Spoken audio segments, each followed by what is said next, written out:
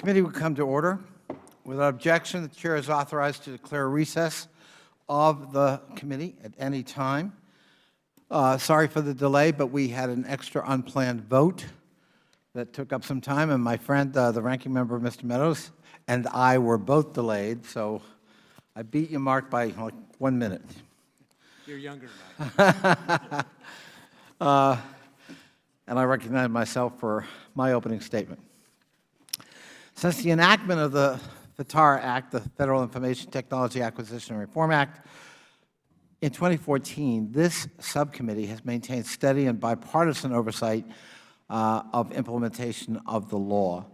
The benefits of continued oversight, which were lacking in the predecessor structural law, Klinger-Cohen, are clear. Across the government, agencies have improved federal information technology acquisition practices and management practices. In fact, the FITARA scorecard's success has led the subcommittee to incorporate other aspects of federal IT into the grades over the years. Our framework is not rigid. The subcommittee has augmented and changed the scorecard to take cognizance of other important components of federal IT, such as cybersecurity, and incorporated other constructive feedback from agencies. Today, the scorecard incorporates grades adapted from 3 additional pieces of legislation, including the Megabyte Act, the Modernizing Government Technology Act, MGT, and the Federal Information Security Management Act, FISMA. The bottom line is that the FITARA scorecard works and continues to hold agencies accountable for implementing the best IT practices. The evidence is visible today in that chart. In November 2015, the average FITARA grade was a D across all participating agencies. Over the past 4 years, agencies have incorporated new, sometimes challenging metrics and higher stakes, and yet the average overall agency grade today is trending up. It's now above a C, a full grade improvement. Not trivial. The witnesses from the Department of Homeland Security and the National Aeronautics and Space Administration who are going to testify today modeled this progress. In the 8th scorecard from June 2019, DHS and NASA received the worst grades of all agencies, D-. While there's still room for growth, the CIOs here today should be recognized for the progress they've achieved. In the 9th FITARA scorecard, today's, DHS is a B and NASA a C+. Material progress. Unfortunately for some agencies and in some categories, progress has slowed. Today, I hope to hear from our witnesses and GAO about what it takes to move beyond these hurdles to ensure efficient IT acquisition and management practices. We must continue to see the dividends from putting resources toward replacing legacy IT systems, migrating to the cloud, and maintaining a strong cyber posture. This subcommittee recognizes that each agency has its own unique attributes. Agencies vary greatly in their personnel and budget size, in the number of missions, components, and programs that fall within their purview.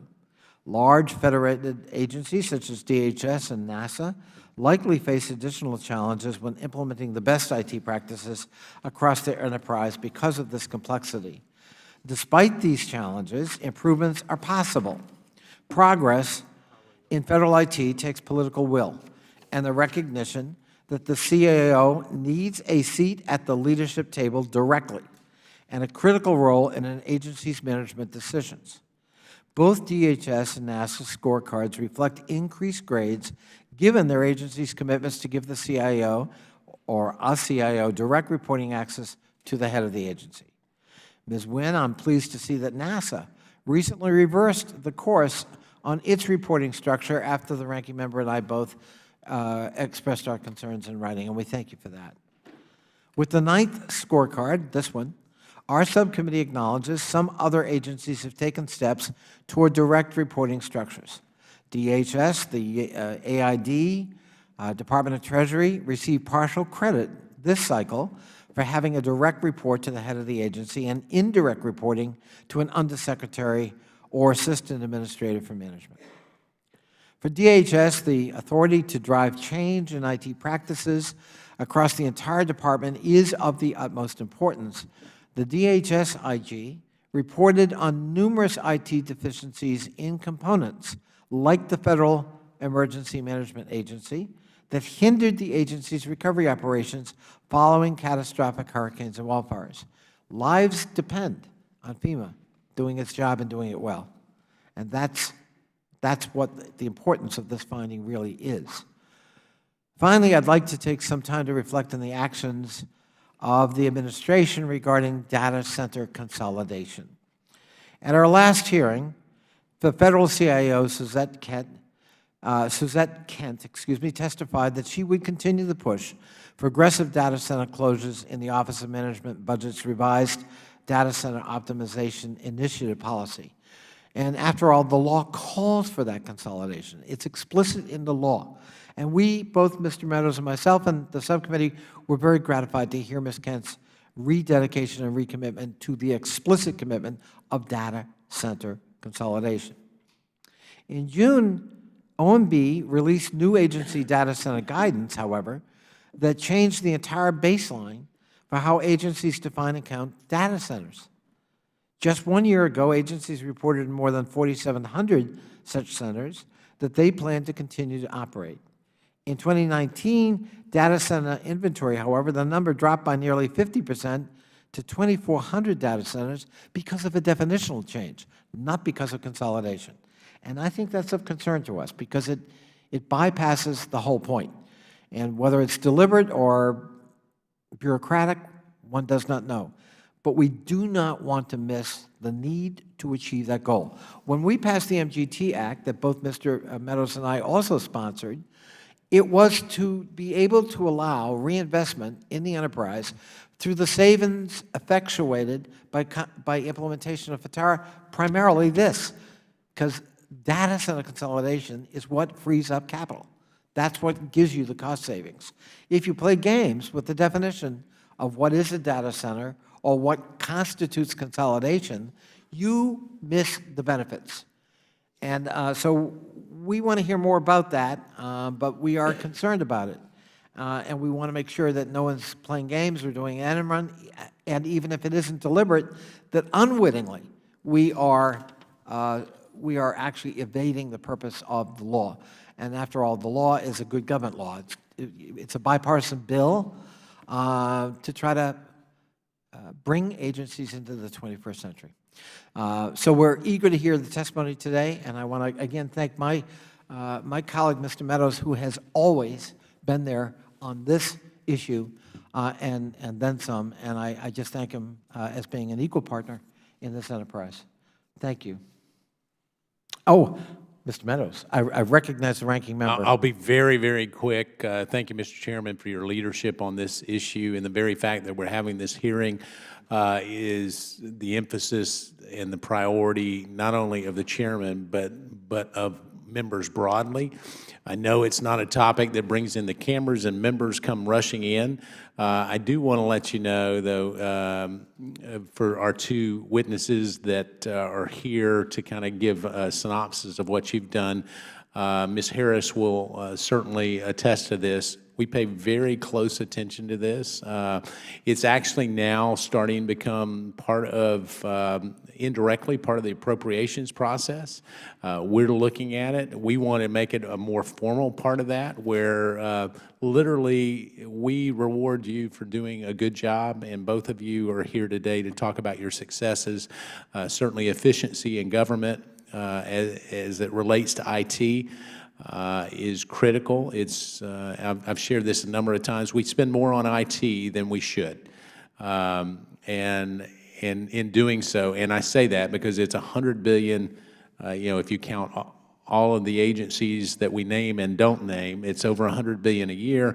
And when you look at that kind of number, I used to get more computing ability in my private sector real estate company than some agencies do with the amount of money that we spend. So we've got to do a better job. That being said, we know that there's not been rewards. So I'm committed, both on the fiscal side of things, which is hard for this conservative to say, but also on the reform side of the things, to work with not only the two of you, but all the agencies. Ms. Harris and your colleague, I want to thank you both for your continued work on this. And without further ado, I think I'll yield back to the chairman so we can hear from all of you. I thank the ranking member. Thank you very much. I now want to welcome our witnesses. Carol Harris, Director of IT Management Issues at the Government Accountability Office. Welcome back. Elizabeth Capello, Acting Chief Information Officer, U.S. Department of Homeland Security. Renee Wynn, Chief Information Officer for NASA, National Aeronautics and Space Administration. And I will point out, an all-woman panel. Thank you for being here. If you would please stand and raise your right hands. We'll swear you in, which is the habit of our committee. Do you swear or affirm that the testimony you're about to give is the truth, the whole truth, and nothing but the truth, so help you God? Let the record show all three of our witnesses answered in the affirmative. Thank you so much. You may be seated. Without objection, your written statements will be entered into the record in full. We would ask you within a 5-minute time frame to summarize your testimony as best you can. And we'll start, Ms. Harris, with you. Welcome. Thank you, Mr. Chairman. Chairman Connolly, Ranking Member Meadows, and members of the subcommittee. I would like to thank you and your very excellent staff for your continued oversight on IT management and cybersecurity with this 9th set of grades. Overall, 9 agencies' grades went up, 4 went down, and 11 remained the same. Also, for the first time ever, 3 agencies received an A grade, including 2 A+. And I would like to commend USAID, the Department of Education, and GSA for earning these top grades. I'll now share some key highlights from this 9th scorecard. First, I'll start with the Cio Reporting Structure. The CIOs of USDA and NASA now report to the agency head or deputy, which brings the total number of agencies with this direct reporting structure to 16. In addition, DHS, Treasury, and USAID have established acceptable CIO reporting relationships that, while not perfect, have enabled them to achieve partial credit in this category. This progress would not have happened to this extent without your scorecard and your oversight. Turning to data centers, the grading was suspended in the prior scorecard to provide the federal CIO the opportunity to share OMB's plans for revising its data center optimization initiative at that hearing. At your direction, we have reintroduced these grades, and the change increased the overall grade of DHS and decreased the overall grade of Interior, Labor, and State. OMB's guidance is now final, and unfortunately, the concerns I raised at the last hearing about the revisions remain unchanged. Among other things, OMB's guidance revises the classification of data centers and data center optimization metrics. For example, OMB's new data center definition excludes roughly 2,300 facilities that agencies previously reported on in fiscal year 2018. Many of these excluded facilities represent what OMB itself has identified as possible security risks. Some are also large facilities that agencies will keep operating but will no longer be reporting on. SSA has 5 facilities over 8,000 square feet, and State has 2 over 10,000 square feet as examples. In addition, there are 194 data centers over 1,000 square feet for which closure progress will no longer be reported as a result of the redefinition. Accordingly, the subcommittee and the committee will lose the ability to track and measure progress in this area because the baseline for comparison will have changed. Moreover, the changes will likely slow down or even halt important progress agencies should be making to consolidate, optimize, and secure their data centers. I'll now turn my comments to DHS and NASA. These agencies collectively plan to spend $8.6 billion on IT this year. For each of them, roughly 80% of their IT spend is on operational systems.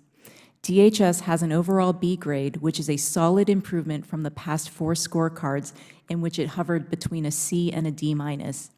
NASA, too, has made noteworthy progress from its F grade on the first 2 scorecards back in 2015 to a C+ today. Some positive areas to highlight for both. They have comprehensive software license inventories and use them to make decisions and save money. These agencies also have highly effective IT portfolio review processes, which have led to a collective $2.6 billion in savings and cost avoidances since 2012. For DHS, progress in the area of incremental software development is still rather low. Only about 55% of its IT projects are delivering functionality every 6 months, as OMB has called for. For NASA, the lack of transparency in its evaluation of major IT investments is troubling. NASA spent $442 million on major IT in fiscal year 2019 and did not rate any of those investments as yellow or red. Mr. Chairman, this concludes my comments on the overall scorecard and the results for these two agencies. And I look forward to your questions. Thank you very much. I just one intervention, Ms. Harris. I will assure you, we're not going to lose our ability to evaluate by virtue of OMB obfuscating the baseline.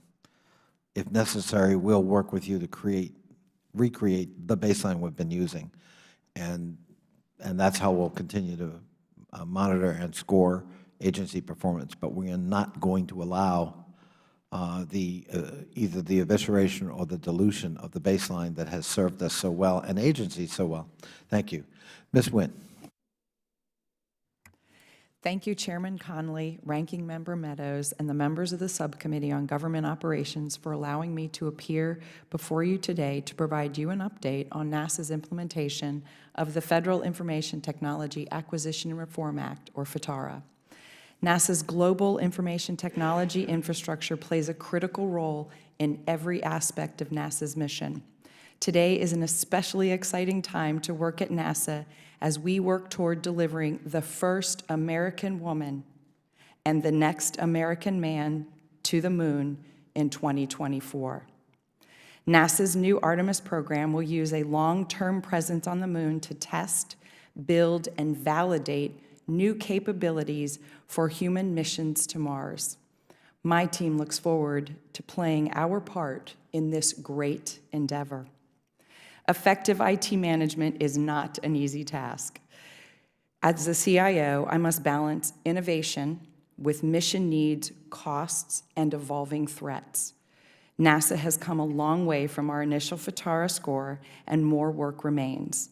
As an example, in 2010, NASA had 79 data centers. Today, we have 19.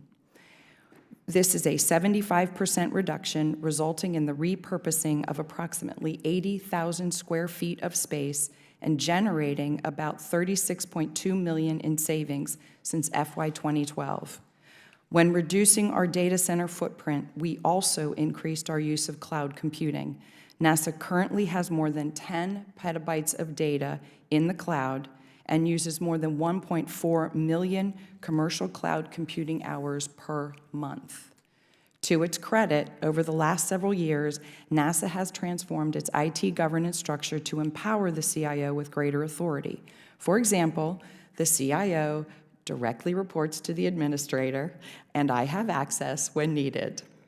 The NASA CIO and most of the center CIOs sit on all key NASA decision-making councils, and the CIO has direct authority and oversight over the center CIOs, including their IT and acquisition decisions. Within NASA, IT is now regarded as a strategic agency resource, with the CIO having clear authority to approve the agency's IT spend plan. In doing so, NASA is strengthening the agency's ability to align IT resources with agency missions, goals, and programmatic priorities. My office continues to work closely with our customers to better understand and support their mission and mission support needs. My office is even integrating team members directly into the Artemis program, ensuring cybersecurity risks are mitigated at the earliest stage. Additionally, my office continues to participate in NASA's Mission Support Future Architecture Program, or MAP.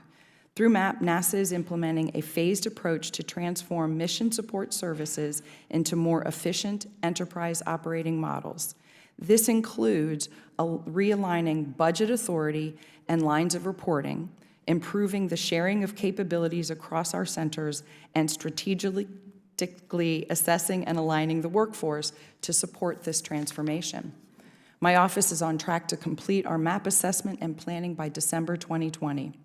When speaking about NASA, it is important to remember that cooperation with our nations, the public, and scientists across the world is one of NASA's founding principles.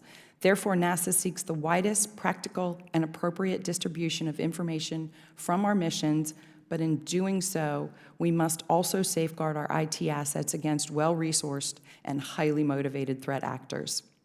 The reported number of attempted cyber incidents against NASA continues to increase because we have greater visibility into our network. I am confident that NASA continues to appropriately address these threats. Some of the metrics that I provided in my written testimony demonstrate that.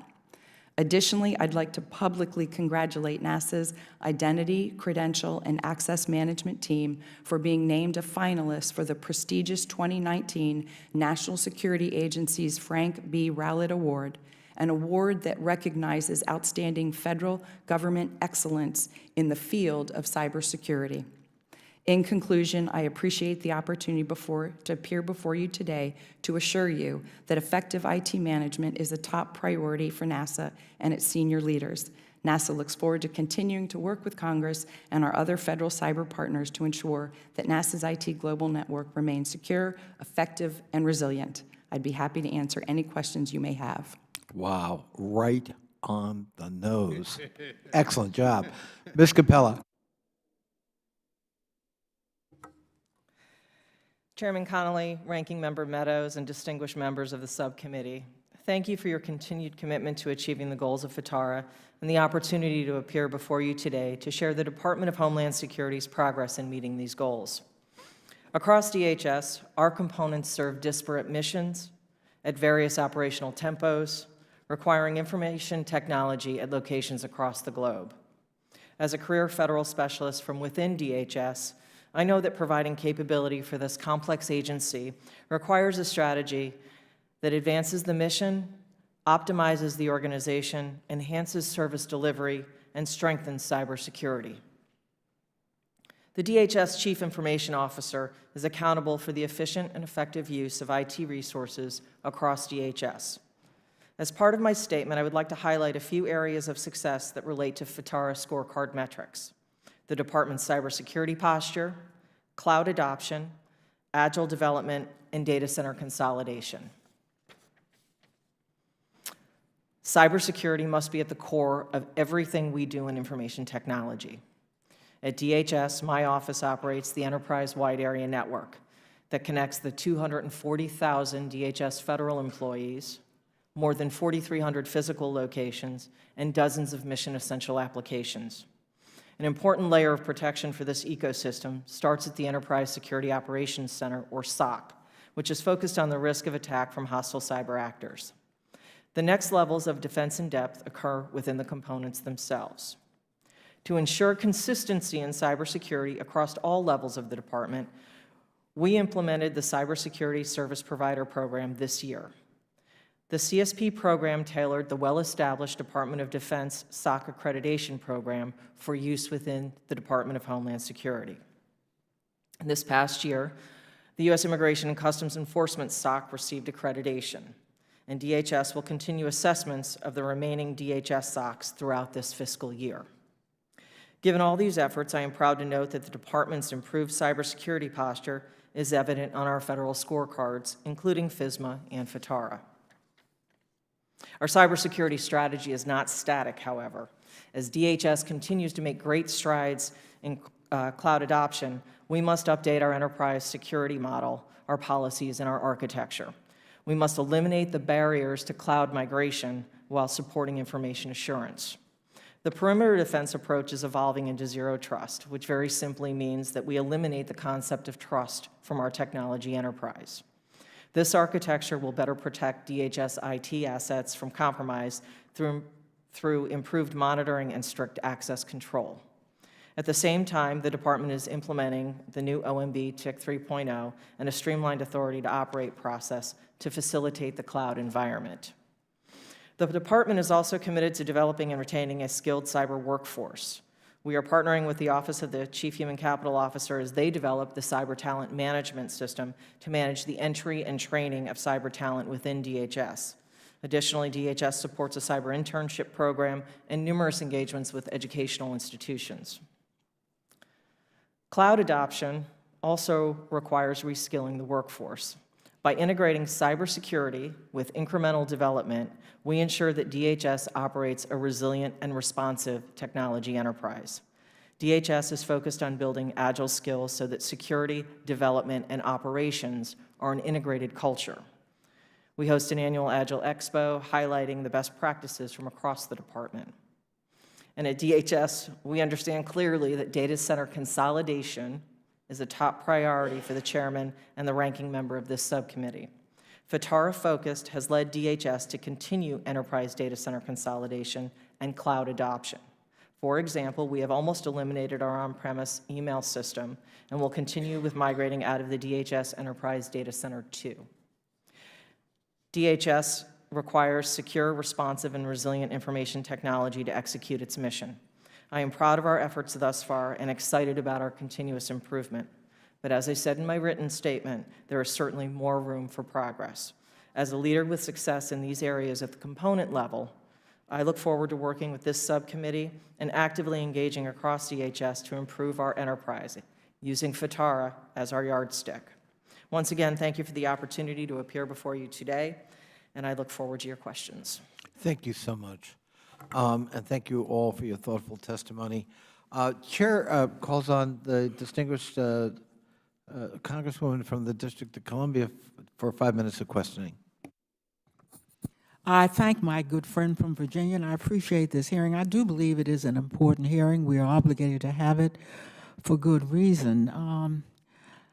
It's interesting to note that the CIO is understood to have such an important role that the subcommittee reduces an agency's overall grade in its annual FITARA scorecard if that person does not have that role reporting to the agency head. So, Ms. Nguyen, in the last FITARA scorecard, that was in June 2019, NASA had demoted the position of the CIO, and of course NASA reversed the course after the chairman and the ranking member, Mr. Connolly, Mr. Meadows, wrote to the administrator, and the future of the CIO was changed. I don't know why it was demoted. I don't know if you know, but how has your role changed since the chairman and ranking member wrote and you were reporting directly to the agency head? Well, thank you for the question. My role remained the same with the short-term move to our Mission Support Directorate. That role never was changed. It was only my reporting authority to the Well, that's what I'm trying to find out. What difference does the reporting authority? It's the reporting authority that was at issue. That was the issue, and then that was returned. The intent of the agency was to try to gain some. And how has that mattered to you, is my question. If you report directly to the agency head, why does that matter to you? It helps me when I am reporting in particular on significant cybersecurity events to be able to get easy access to the administrator, which I remained to have that access to him. I think there's a couple other issues in IT that get to be significant, and we certainly have easy access to report any of those issues to him. So I think that justifies your letter, Mr. Chairman, very much so. This committee is very concerned about the skills gap in technology across the federal government. There are a lot of places you can work and make a lot more money, and we certainly appreciate your work. IT management and acquisitions is listed in the GAO's annual high-risk list. Let me ask Ms. Nguyen and Ms. Capello, what steps are you taking, or should perhaps we take, to strategically manage your human capital to ensure DHS and NASA have the workforce that you need? So I'll start and let you take it from there. One of the things is the continued support of this committee as well as Congress in terms of taking a look at the importance of hiring cyber-skilled personnel and letting them know that working for the federal government and the missions in particular. Well, you should be doing that as well. Yes, we are, and we need your support to do that. At NASA, the one thing is we are not, except geographically, we are not struggling with hiring right now, but I know that we keep a constant eye on making sure that we are looking at new ways to recruit individuals. We certainly get out there and tell them about our mission and how they can be part of protecting our mission. And so those. Do you go into the colleges?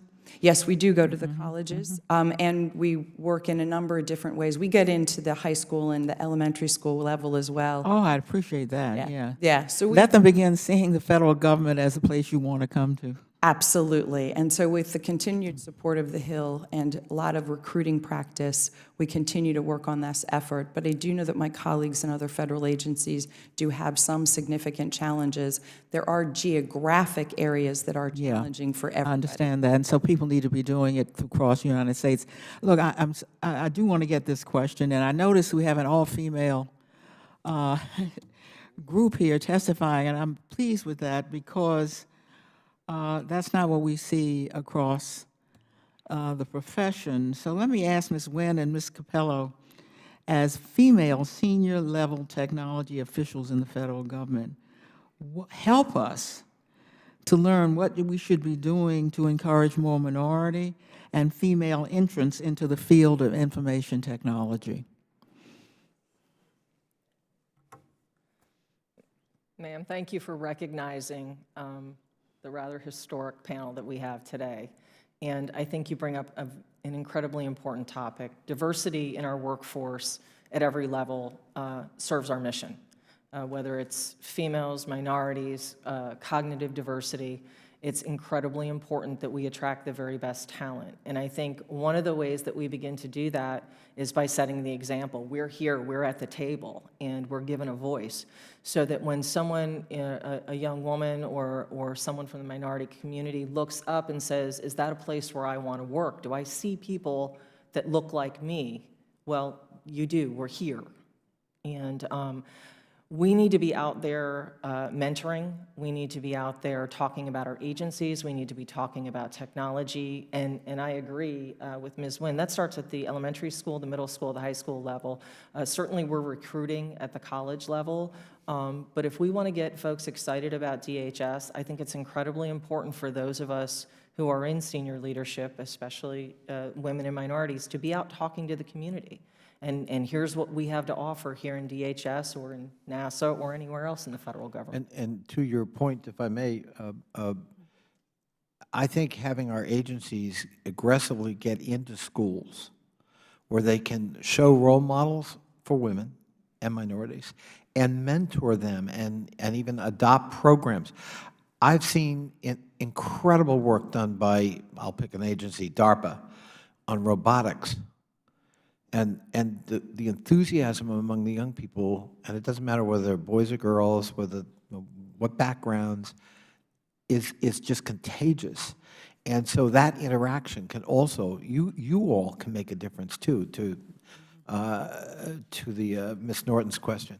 I'm afraid the gentlelady's time has expired. Now recognize the gentleman from Wisconsin, Mr. Grothman, for his 5 minutes. First question for Ms. Nguyen. NASA's got a department-wide working capital fund, correct? I understand you're evaluating the establishment of an IT-specific fund, right? What is NASA's time frame as far as coming up with a solution, and what steps are you taking? We finished an initial analysis to look at our current working capital fund and other working capital fund authorities this past summer. And right now we are marching towards making a decision within our IT council as well as with our other senior leaders by the end of FY20. Okay. Do you have any specific plans to work away from any of your legacy systems? Your legacy systems still around?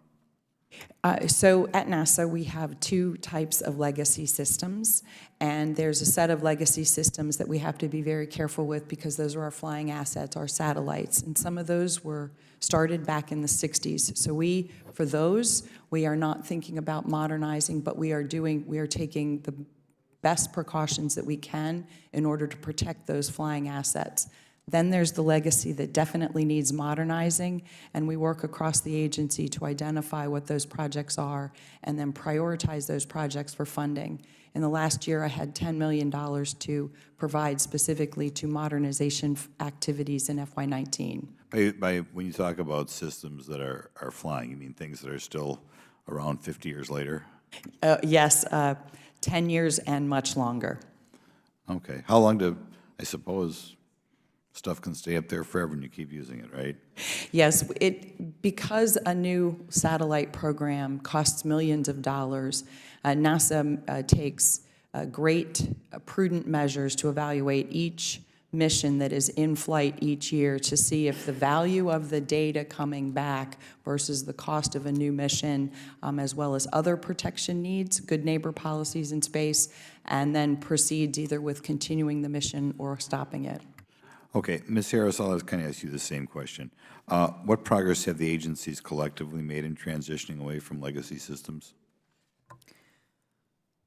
Well, unfortunately, when you take a look at the total IT spend per year, $90+ billion, 80% of that $90 billion plus is still mired in the O&M, the operations and maintenance category. So the federal government still has quite a bit of work to do to reduce the amount of legacy IT. When you say legacy, I mean, things have changed so much in IT, it kind of amazes me. When you say legacy IT, what does that date from normally?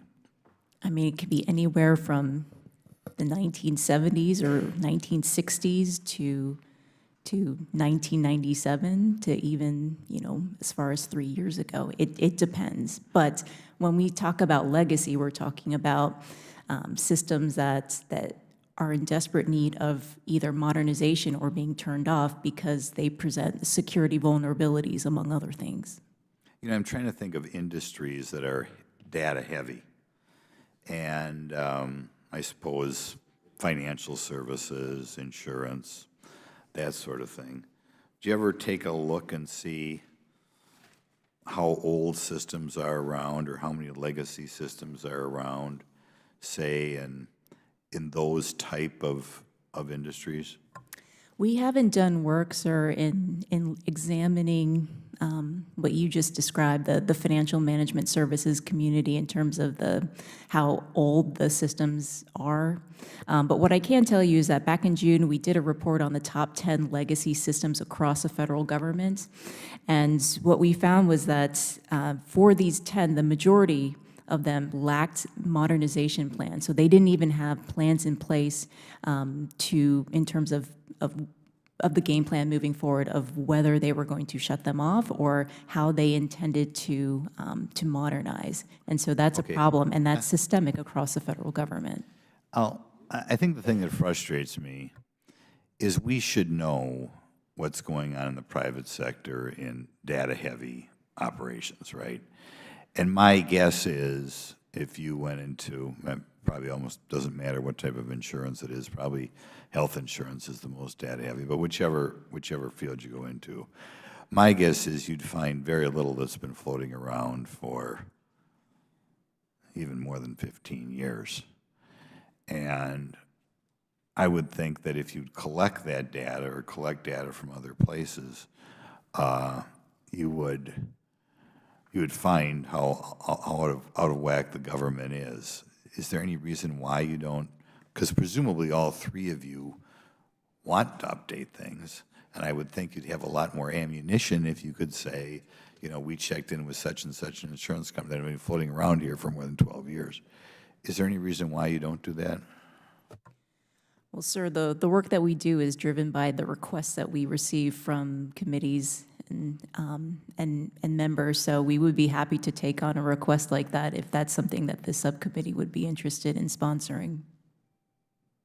We can work with the gentleman from Wisconsin in formulating such a request, and I thank him for his idea. Chair now recognizes the distinguished ranking member of the subcommittee.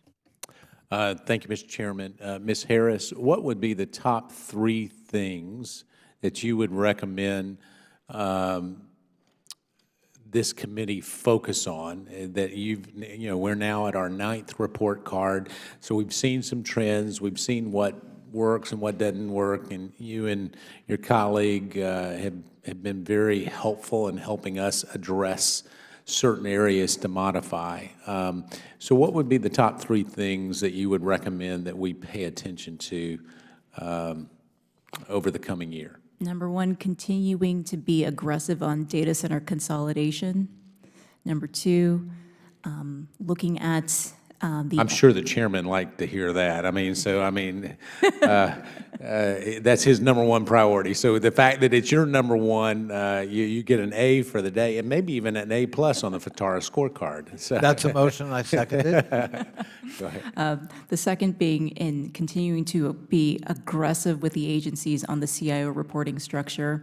We still have 5 that are no, and we need to make sure that those 5 turn into yeses.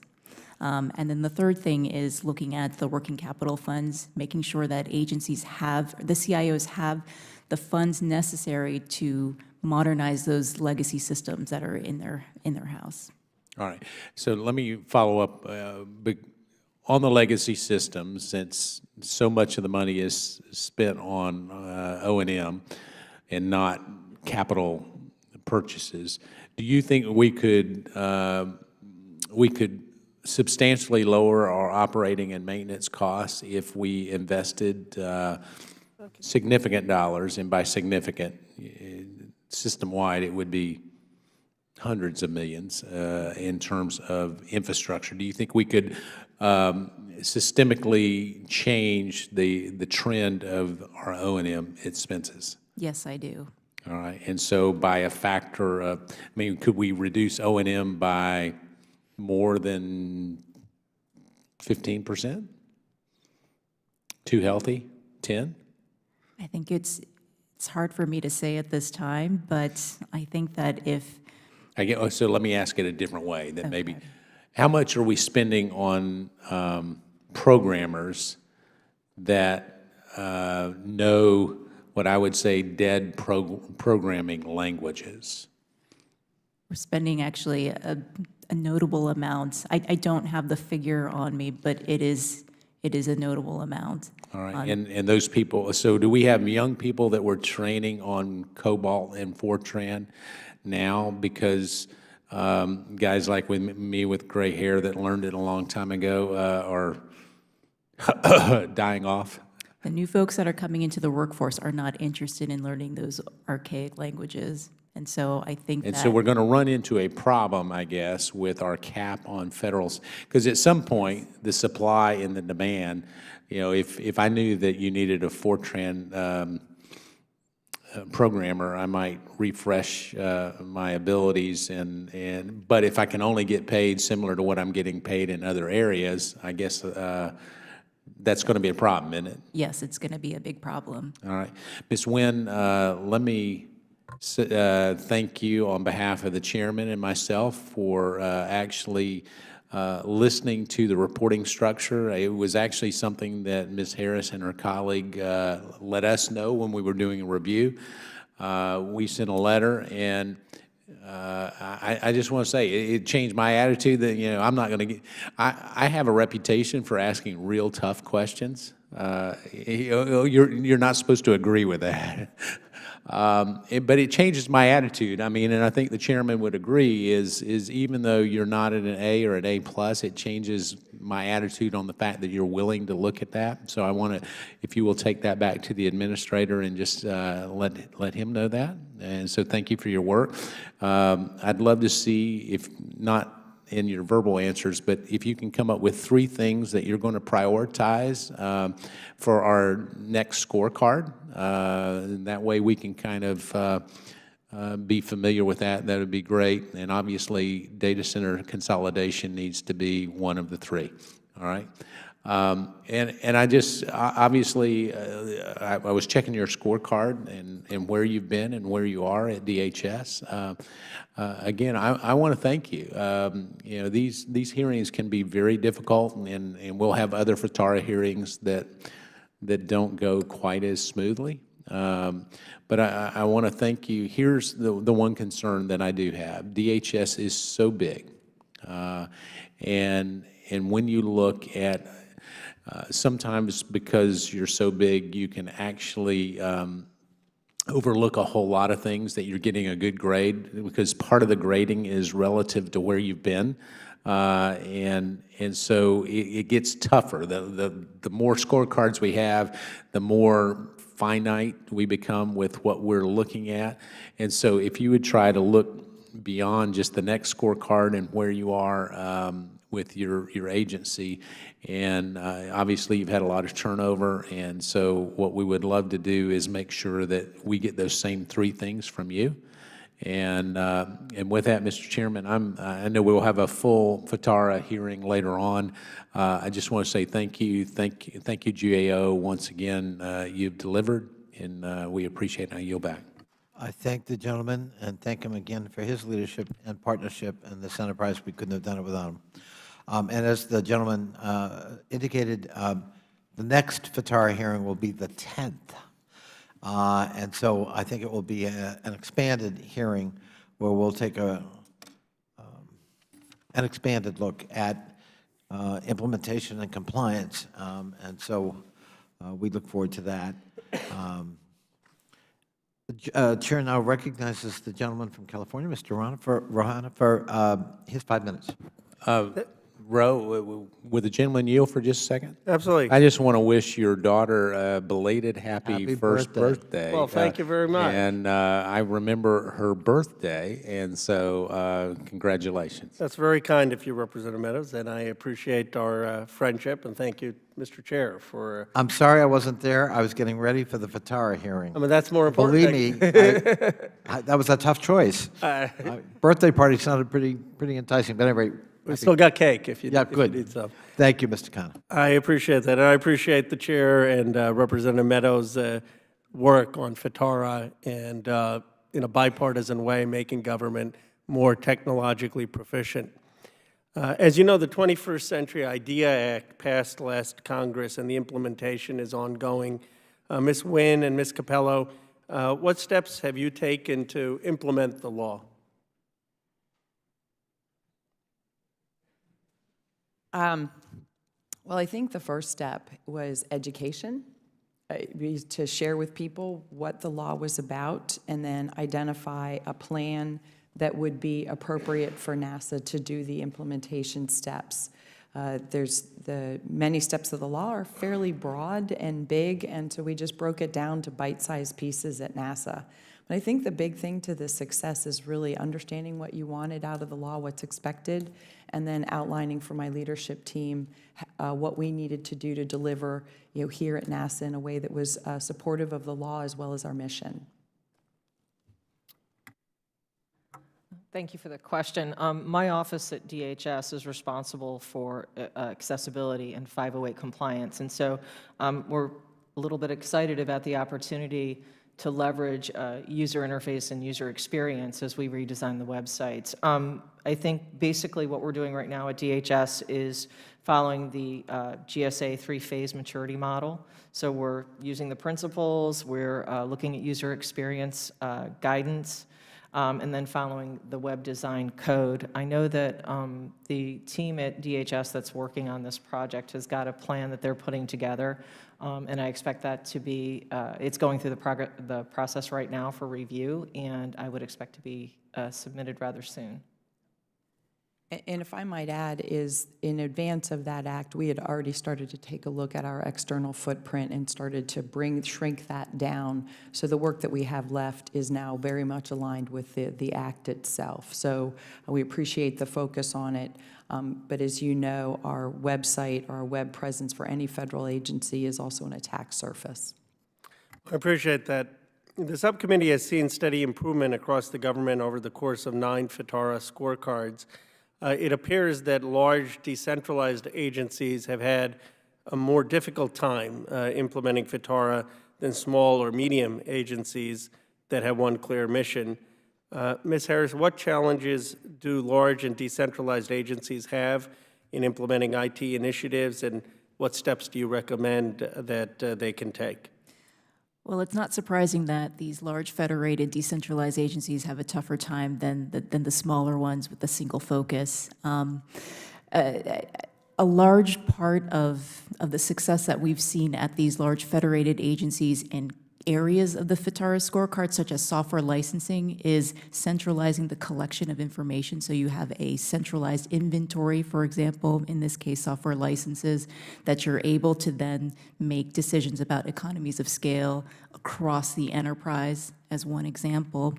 So I would start with that centralizing the collection of information, whether it's licenses or anything else, mobile phones, other inventory that you might have, and then also really it's about establishing relationships with the CIOs at the component level. I think Ms. Capello could speak actually quite eloquently about the successes that they're seeing at DHS in terms of the synergies that they're experiencing between the component CIOs and herself in order to be able to more effectively manage at that department-wide level. But that's a major step as well. That's establishing that communication and instituting institutional processes across the department so that these component agencies will fall in line and be able to provide the information that's needed at that department level so that sophisticated management decisions can be made. I appreciate that.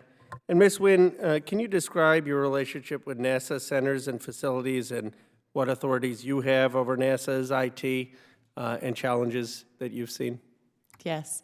So I'm happy to report that all the center CIOs actually report to me. That's good. Yes, this is a great place to start. And then also each of the centers themselves, as well as myself, sit on key decision boards at the agency, whether it be in the center or at the agency level. And this allows us to learn about the mission as well as influence the decisions that would come down and affect our infrastructure or make suggestions on better ways to implement cybersecurity principles. Thank you. Thank you all for your leadership and expertise. Thank you, Mr. Akana, and thank you so much for being here today and your interest in the subject. And to Mr. Akana's last point, Ms. Nguyen, I like hearing that the other CIOs report to you. One of the things we wanted to do, and we hope to do it in an evolutionary rather than a mandated way, was to have what we call in Latin, primus inter pares, first among equals, CIO. I know, I can't help it. 6 years, I got to use it sometime. We could have mandated, but we chose to respect the federal culture and let it evolve. But when we started, and I see Rich Butel, who helped write this bill for when he was on the committee staff, we had 250 people in 24 agencies called CIO. You would never see that in the private sector, ever. I don't care how big or small, there'd be one. So you're the model. That's exactly what we want to happen. There's got to be somebody who reports directly to the boss, who has the authority, responsibility, and accountability for IT management, procurement, and reduction of legacy systems. So congratulations again. That's great. And hopefully your agency is a lot more difficult because it's this compressed hodgepodge. But are you making progress in that respect, Ms. Capello? So, Chairman, thank you for the question. I think it's very interesting when you look at DHS. We were created 16 years ago, and I think it's safe to say of all of the large federal agencies, we have the most disparate mission sets. And so while I certainly appreciate and understand the intent behind the reporting structure as described, my concern would be responsiveness to the operational tempos and to the individual mission sets. And I think what we're doing in DHS right now that's really exciting and really useful is We have strong working relationships amongst the CIO community. We probably have a little bit of competitiveness as well, especially in regards to cloud adoption and agile development and modernizing our applications. And I think what the disparate mission sets allows us to do and the responsiveness in the CIO community is, so for example, CBP is a very large component agency, more than 70,000 employees. In their mission set, they had to develop an analytics capability very early on. And so they're able to bring best practices, experiences to the conversation as the next part of DHS looks to adopt analytics. And we have examples of that across DHS. I would say our HSI under Immigration and Customs Enforcement that has done such tremendous work in computer forensics in its child exploitation space.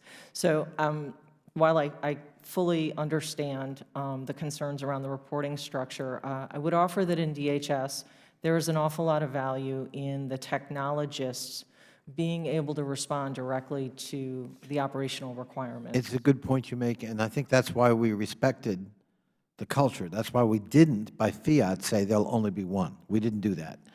Because we understood that, this is a disparate federal government, lots of different agencies, lots of different missions. Some are more narrowly focused and it's easier to do. Some are, much more complicated with multiple missions. But what we want to avoid, though, is this. It's not me, it's her, it's him, it's somebody else other than me. And no one's responsible, and no one's accountable. And that's how you waste gazillions of dollars. And that's how projects go awry.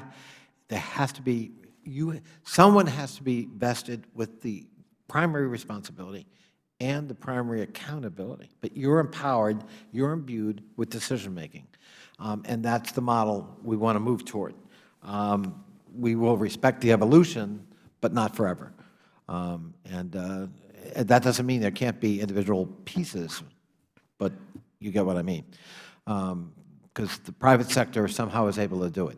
I worked for a company, before I came here, of 42,000 people. We were into everything.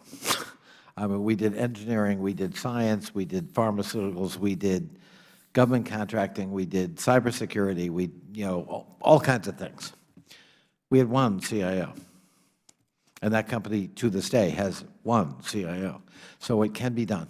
And it's probably the preferred model over time. Ms. Harris, final question. We started out by talking about data center consolidation, and I, like Mr. Meadows, was very pleased that that was that was the first of your top three in answer to him, and I'm glad to hear it. I just want to cite that GAO found, as of August of last year, agencies had closed 6,250 data centers and had plans to close an additional 1,200, leaving the federal government with 4,716 data centers left. As a result of the closures, agencies had achieved $1.94 billion in cost savings for fiscal year 2016 through 2018. So there's more after this last year, and identified an additional $42 million in cost savings. That amount is still $38 million short of OMB's goal under the previous guidance of $2.7 billion. But the point is, that's where the savings are. That's where the savings are if we're going to retire these legacy systems, if we're going to reinvest in the enterprise. And so that's why we're concerned about OMB guidance on what will be acceptable. We want explicit language that says close them, consolidate them. And we were worried, and we thought we had gotten a reassurance that this new guidance that included a vague term, optimization, allowed people to avoid, consolidating and achieving these savings. Your comment. And absolutely feel agree free to with you. expand on what you said in your testimony so it's clear for the record, why are we concerned about what OMB is doing?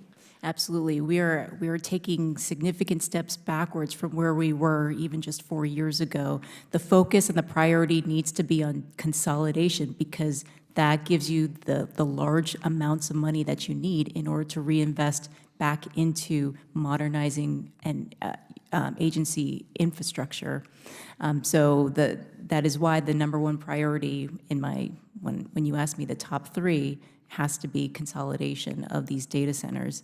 And with this redefinition of data centers, we're losing visibility into 2,300 facilities, and that's a problem because agencies are going to lose focus on consolidation as being a top priority.